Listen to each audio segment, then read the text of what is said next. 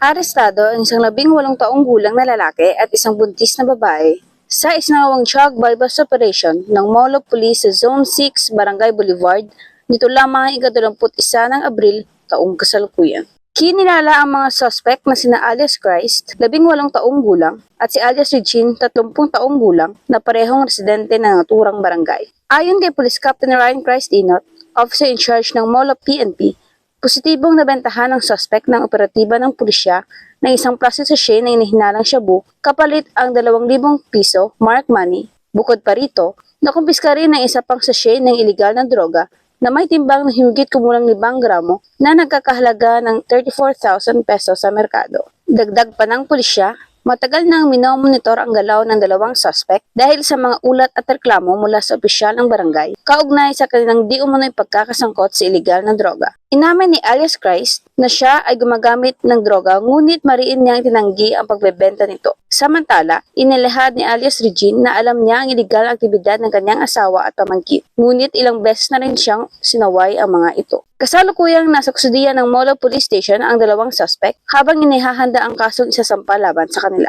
Patuloy namang nananawagan ng Molo PNP sa publiko na magipagtulungan sa mga otoridad sa pamamagitan ng pag-uulat ng anumang kanilang aktibidad upang mas mapalakas pa ang kampanya kontra iligal na droga sa kanilang nasasakupan.